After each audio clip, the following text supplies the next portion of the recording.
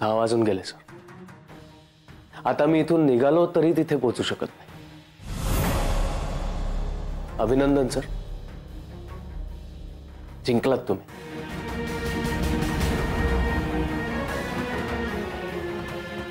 पण सर, तुम्ही जिंकलात याचा अर्थ असा होत नाही मी हारलो.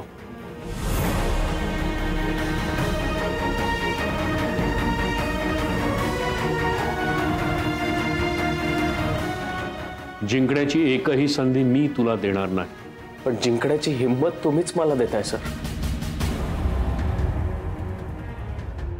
मिस अदिती, मिस अदिती, मला ना न राहून सतत एक प्रश्न पडतो. म्हणजे मी मिस्टर अनिल दाभोळकरांबद्दल खूप काही ऐकलंय. खूप मोठे बिझनेसमन आहेत ते, खूप बिझी असतात, स्वतःसाठी वेळ नसतो त्यांच्याकडे. पण हे एवढं सगळं असूनही त्यांच्या आयुष्यात मला खूप महत्व आहे.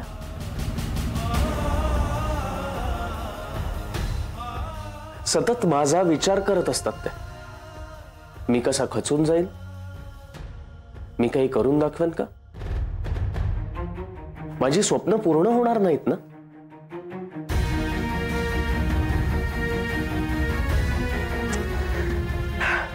माझ्या आयुष्यातले हे एवढे प्रश्न सर मलाही कधी पडत नाहीत जे तुम्हाला पडतात.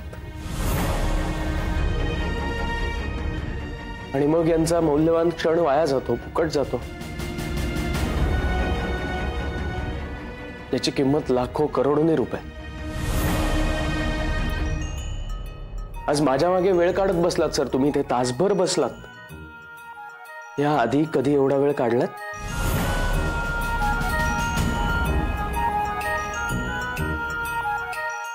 आज मला माझ्या एका महत्वाच्या कामासाठी जायचं हे तुमच्या लक्षात आलं आणि म्हणून तुम्ही इथे बसलात. मी तिथे पोहोचू नये यासाठी.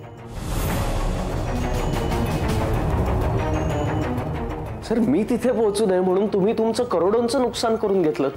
याचाच अर्थ मी तुम्हाला त्या करोडोंपेक्षा खूप जास्त महत्वाचं आहे. Am I right sir? No.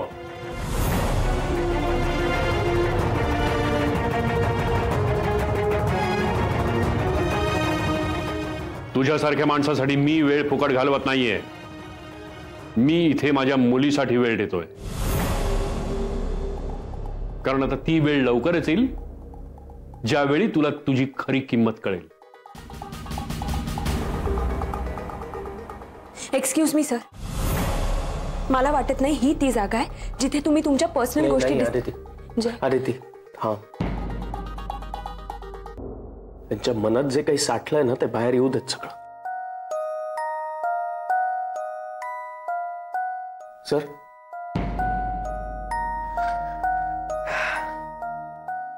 मला मान्य आहे मी गेल्या 1 महिन्यात काही करू शकलो नाही, मान्य आहे मला. पण आज तुम्ही मला माझा विश्वास मिळवून दिला. तुम्हाला भीती वाटते ना सर मी काहीतरी करून दाखवेन, आणि ते मला जमू नये म्हणून तुम्ही हे सगळे प्रयत्न करताय. यापेक्षा जास्त मोठं अप्रिसिएशन असूच शकत नाही सर.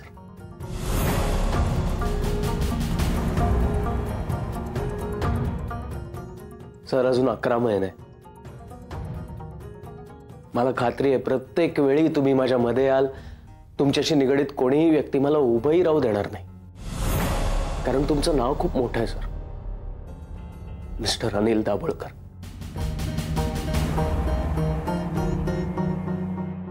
पण सर, तुमच्या विरुद्ध उभी असणारी एखादी लॉबी असेलच ना. तुमच्या तोडीचा एखादा रायव्हल असेलच ना. माझ्या विरोधात तुझ्यासोबत कोणीही उभा राहणार नाही. तुमची मुलगी तुमच्या या स्वभावामुळे तुमच्या विरोधात माझ्या बरोबर उभी आहे.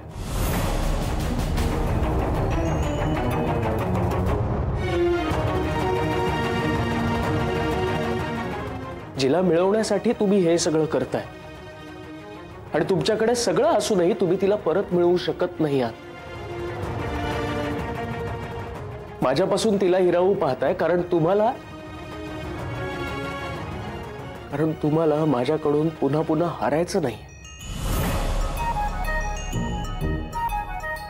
पण सर, नाती जिंकायची नसतात, मन जिंकायची असतात. नाती आपोआप जुळतात.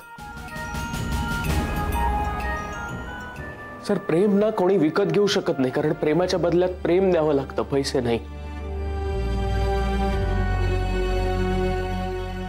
जगातली सगळ्यात दुर्मिळ आणि महाग गोष्ट आहे प्रेम.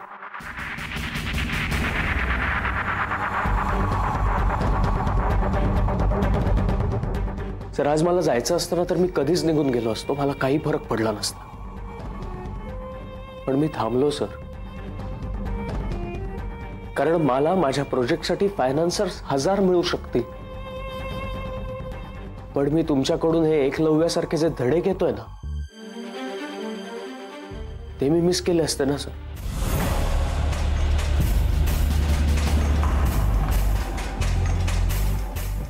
कारण कितीही मोठा झालो तरी काय करायचं नाही हेही शिकण्याची गरज आहे सर.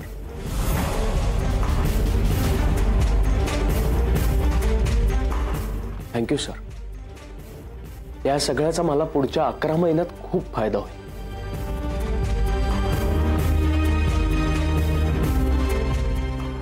अदिती, गेल्या वेळी एका क्लायंटनी मला नकार दिला होता तेव्हा तुम्हाला म्हटली होती, जय आत्ताच काय ते सगळं रडून घे, यापुढे रडायचं नाही, हरायचं नाही. आज मी एका खूप महत्वाच्या मीटिंगला जाणं टाळलं, खूप नुकसान झालं. पण माझा निर्णय तुला आवडला का?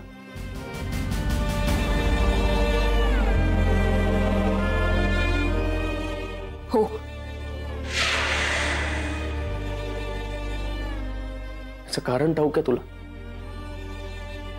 तू नेहमी म्हणतेस ना, आपल्या आजूबाजूला खूप काही घडत असतं, आपला त्याच्याकडे बघण्याचा दृष्टिकोन पॉझिटिव्ह व्हावा, मग सगळंच पॉझिटिव्ह वाटायला लागतं.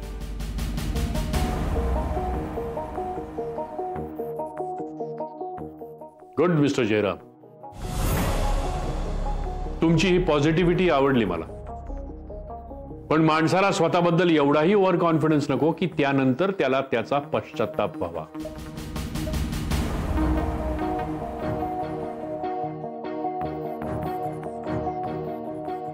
आणखी एक धडा सर, माझा कॉन्फिडन्स माझ्या सोबत आहे. इतरांना हा ओव्हर कॉन्फिडन्स आहे की मी त्यांना हरवेन.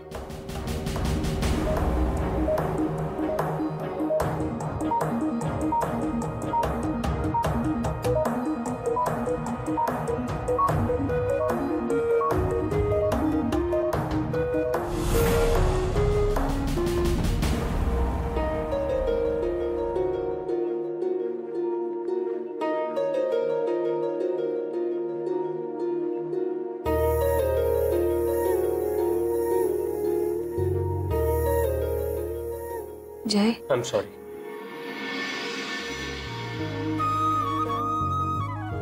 Aditi, I am sorry. मी तुझ्या पप्पांना वाटेल तसं आत्ता बोललोय,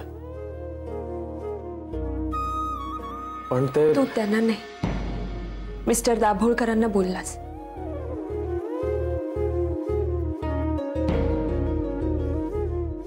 जय, त्यांचं बोलणं प्लीज मनाला लावून नको घेऊस. त्यांना सध्या फक्त त्यांची मुलगी परत हवी. मी त्यांना खूप समजावण्याचा प्रयत्न केला, पण कळतच नाहीये त्यांना.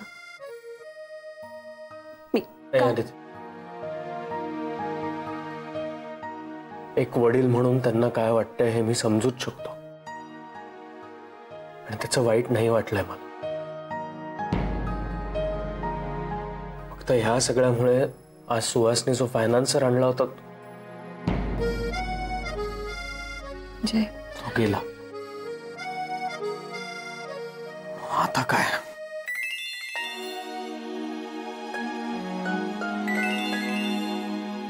सुहासच. Hello Suhas. Suhas, I am sorry यार, मी निघण्याचा खूप प्रयत्न केला पण. हो, मला आदितीने सांगितलं तिचे पप्पा आले होते ते. ओके. ते फायनान्सर गेले का रे? हो. सुहास, तू तरी एकदा प्रेझेंटेशन द्यायला हवं होतंस. अरे मी प्रयत्न केला पण फसला.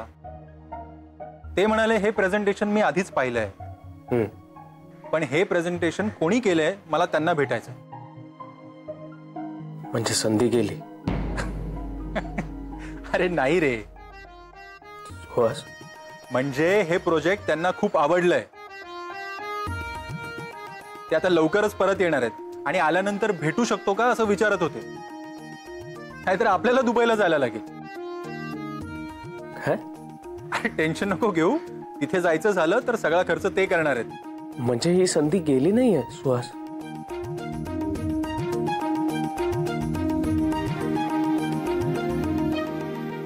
होय, कारण तुझी मेहनत, तुझे प्रयत्न प्रामाणिक होते. जय, हे काम होणार, नक्की होणार. आणि ही संधी मीही हातातून जाऊ देणार नाही.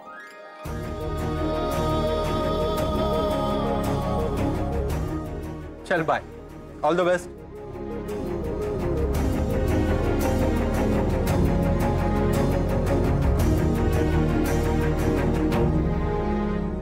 पाहिलं ना, अगदी घड्याळ बघून बरोबर 6 नंतर गेला हा माणूस.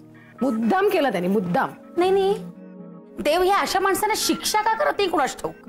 एक वेळ ना ते पत्रिकेतले राहू केतू परवडले, पण दाभोळकरांसारखी माणसं नकोच ते देवा. परमेश्वरा. जय, जय एक्स्ट्रीमली सॉरी. नाही खरंच, मी खूप प्रयत्न केला अरे माझ्या पद्धतीने सिच्युएशन हँडल करण्याचा. दाभोळकरांनी जेव्हा सिंगापूर टूर बद्दल विचारलं तेव्हा मी म्हंटल त्यांना की सर मी देते तुम्हाला प्रेझेंटेशन, पण ते ऐकेच ना. आणि त्यात हे नवरे मध्येच बोलले मी पाठवतो ना जय सरांना आतमध्ये म्हणून. नाही ऍक्च्युली तुम्ही सगळे म्हणताय ते खरं आहे. आई साहेबांना फोन करून हे कळवायला हवं आणि त्यांना सांगायला हवं की विदाऊट अपॉइंटमेंट दाभोळकरांना ऑफिसमध्ये यायला बंदी करा. ते इथे येतात, एम्प्लॉईना त्रास देतात, त्यांची हॅरेसमेंट करतात. नाही, मला काय वाटतं, ही गोष्ट औंधपर्यंत पोहोचवण्याची खरं तर काहीच गरज नाहीये. आणि तसंही दाभोळकरांना बंदी घालून काहीच उपयोग नाही, कारण नुकसान आपल्याच कंपनीचं होणार आहे. हो, तू खरंच कंपनीच्या नुकसानाचा विचार करतेस का स्वतःच्या नुकसानाचा?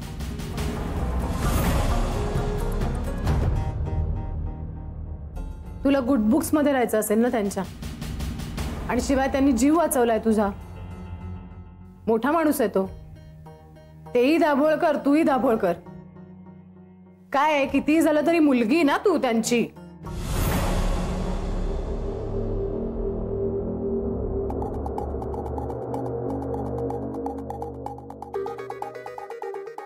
खरं तर तेव्हाच आईसाहेबांना फोन केला असताना तर जय मीटिंगला जाऊ शकला असता. पण जे तू आत्ता जा ना मीटिंगला, त्यांना सॉरी म्हण. म्हणजे जय, ही संधी सुद्धा नाही का ग? आज खरं तर खूप चांगला दिवस आहे. एवढं होऊ नाही जय तू. हो तिलोत्तम मामा, कारण ते क्लायंट जरी दुबईला गेले असले तरी ते लवकर परत येतील. आणि जर नाही आले तर मला दुबईला जाऊन प्रेझेंटेशन द्यावं लागेल. म्हणजे जय, तुझी संधी गेली नाहीये काका. हा, चला, देवच पावला. मी तुला म्हटलं नव्हतं जयराम, आजचा दिवस तुझ्यासाठी उत्तम असणार आहे. हो, आणि आज तसंही मला खूप पॉझिटिव्ह वाटतंय.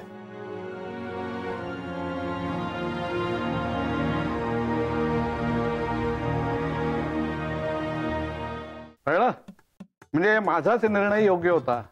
काय कंपनीला काही तोशीष लागले नाही, क्लायंटही नाराज झाले नाहीत आणि जय सरांचंही काही नुकसान झालं नाही.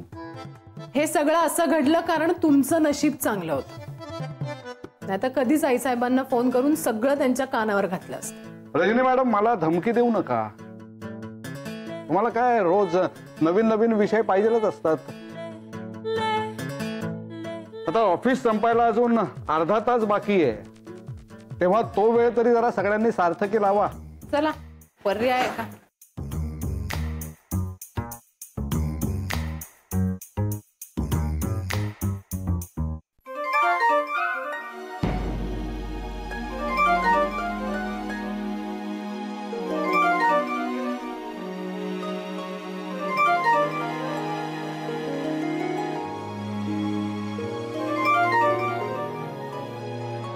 हा वहिनी बोला. हॅलो अदिती, अगं कुठे आहेस तू? ऑफिस मध्ये. काय झालं? अगं मला ना काही कळतच नाहीये, तुम्ही ताबडतोब इथे निघून या. वहिनी काय झालंय? अगं अण्णांना ना कसं तरीच होत आहे. काय? अण्णांना काय होतंय? मला नाही कळतंय ग अदिती. म्हणजे ना मला असं वाटतं की त्यांना श्वास घ्यायला बहुधा त्रास होतोय. घरात अगं मी एकटीच आहे ना, मला खरंच काय करावं सुचतच नाहीये. मी त्यांना गरम पाण्याच्या पिशवीने ना शेक देऊन बघते. हा, तुम्ही या ना लवकर. मी पटकन निघते आणि लगेच येते. तुम्ही काळजी करू नका. अण्णांची काळजी घ्या. लवकर या, मी वाट बघते. हा नवरे काका, मला अर्जंटली निघावं लागेल. माझ्या वडिलांना बरं नाहीये. अदिती मॅडम, ऑफिस संपायला अजून 25 मिनिटं आहेत. नवरे काका, मला आत्ता निघायचंय, अर्जंट आहे खूप. नाही, तुम्ही नाही जाऊ शकत. नवरे, काय बोलताय तुम्ही? थोडी तरी माणुसकी दाखवा. नाहीतर काय नवरे, सांगते ना ती वडील आजारी आहेत म्हणून. मग नंदिनी मॅडम, पण कंपनीचे काही नियम आहेत. कसले नियम? आणि नको ते वेळी तुमचे नको ते नियम लादू नका आमच्यावर. त्या दिवशी अविनाश सरांनी काय सांगितलं हे आठवतं ना तुम्हाला नवरे? आणि आऊना आणि सरांना काय सांगायचं ना ते आम्ही सांगू. अदिती तुझा. आदिती मॅडम, मी पण येतोय तुमच्यासोबत. हा जा जा, जय तूही जा.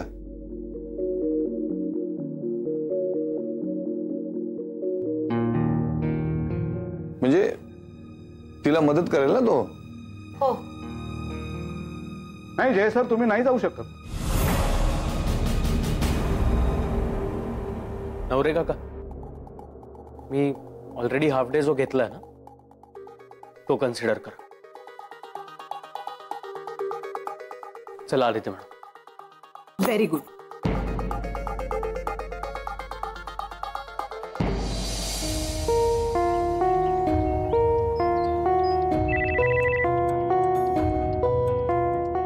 हॅलो हॅलो काकू, अदिती बोलतीये. काकू, आम्ही ऑफिस मधून निघालोय, विरारला जातोय. का अचानक? अण्णांची तब्येत खूप बिघडली. अरे देवा, जास्त काही नाही, अजून काहीच माहित नाही आणि नेमकं काय झालंय ते तिथे गेल्याशिवाय नाही कळणार. बरं, लवकर पोचा आणि तिथे गेल्यावर कळवा. हा काय ते? हो, ठेवते मी फोन. आणि काकांना सुद्धा सांगा. हो सांगते. आदिती, मला सांग, वहिनींनी नक्की काय सांगितलं तुला? नीट असं काहीच सांगितलं नाही जय. अण्णांना श्वास घ्यायला खूप त्रास होतोय असं म्हणाल्या आणि खूप घाबरल्या होत्या त्या. आणि त्या घरी एकट्याच आहेत. अण्णा, आता कसं वाटतंय? अजून त्रास होतोय का तुम्हाला श्वास घ्यायला? हा, तुम्ही बोलू नका. तुम्ही बोलू नका. बरं वाटेल ना तुम्हाला आता. पण अण्णा, तुम्हाला अशी अचानक कशी काय धाप लागायला लागली? बघितलत ना, मी म्हणून यांना सांगत होते की दिवसभर घरभर फिरत राहू नका, जरा आराम करा, स्वतःच्या रूम मध्ये राहा. पण नाही, जळलं माझं मेलीचं कोण ऐकतंय? घरात काही किंमतच नाहीये मला. अहो, काय करताय? लागला की नाही फोन? अगं तेच तर करतोय, पण फोन लागतच नाहीये. आता काय करायचं? बघितलं ना अण्णा, हे असं होतं. मग नाही म्हणजे तुम्ही स्वतःची काळजी घेतली नाहीत ना की मग असा सगळ्यांना त्रास होतो. अहो, बघा ना लवकर लागतोय का फोन.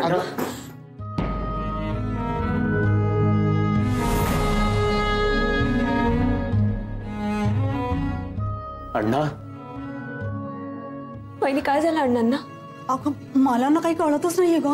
म्हणजे ना मगासपासून त्यांना हा असाच काहीतरी त्रास होतोय. म्हणजे मी खूप काही काही उपाय केले माहितीयेत का. दादा डॉक्टरांना फोन केलास का? अरे तेच तर करतोय पण फोन लागतच नाहीये. अरे पण मग हॉस्पिटलच्या लँडलाईन वर कर ना. अरे पावसामुळे कदाचित ती लँडलाईन पण फेल झालेली दिसते. लागतच नाहीये फोन. 1 तास झाला मी ट्राय करतोय. दादा 1 तास अण्णांना बरं वाटत नाही आणि तू, अरे अण्णांना हॉस्पिटलमध्ये घेऊन जायचं ना दादा. जय, अरे आम्हाला पण काळजी आहे अण्णांची. हा नाही ठेवतोय आम्ही पण लक्ष. नाही बघ वहिनी, मी